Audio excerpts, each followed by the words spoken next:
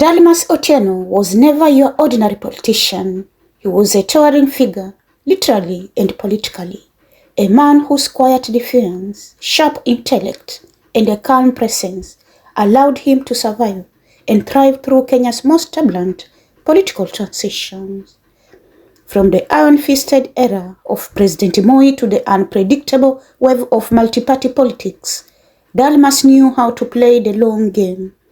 He burst onto the national stage in 1988 when he was elected MP for Rongo, at a time when the KANU machinery was feared and absolute loyalty to the president was non-negotiable. Dalmas walked a tightrope, but he did it with class and principle. Moi saw potential in him and immediately appointed him Minister for Industrialization. From there, Dalmas would hold key cabinet posts: transport, labor, communications, earning respect even from his fiercest critics. He was not a political cheerleader. He was a thinker, a reformist, a quiet rebel. When most ministers in Moi's government played it safe, Dalmas spoke truth to power. He famously clashed with Agriculture Minister Simeon Nyachai for lifting a sugar import ban that threatened local farmers. The bold move cost him his job in 1996, but it cemented his legacy as a leader who stood for his people over political favors. Even after losing his seat in the late 1990s, Dalmas wasn't done. He came back in 2007, this time on an ODM ticket, and was appointed Minister of Public Service in the Grand Coalition government.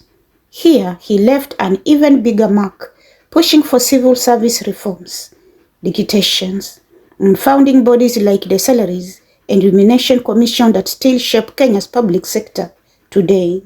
But true to his maverick spirit, Dalmas did the unthinkable. In 2014, he walked out of ODM and launched his own political outfit, Kalausi, a bold challenge to Raila's Odinga dominance in Nyanza.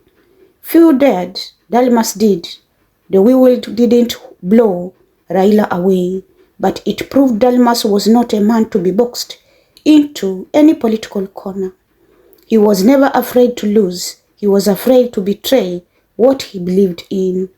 His political journey was full of high points and headaches. One of the most tragic moments of his life came in 2008 when his son, Isaiah, died in a helicopter crash in Canada. He bore that pain quietly, like the gentleman he always was. Dalmas Otieno died on 7th September 2025 at 80. A statesman, a reformer, a giant in thought and stature. President Ruto, Raila Odinga, and many other leaders paid glowing tribute to a man who commanded respect without shouting, who served with purpose, who remained true to his conviction even when it cost him power. In a political world often defined by noise and betrayal, Dalmas Otieno was a breath of rare, principled air. He didn't need to shout to be heard. His actions spoke louder than slogans. That is why he will be remembered, not just a former minister, but as a man who stood tall in every sense of the word. This is Sauti Mzalendo News. From all of us here at Sauti Mzalendo, stay safe, stay engaged, and keep the conversation going. Until next time, keep believing in a better, stronger nation.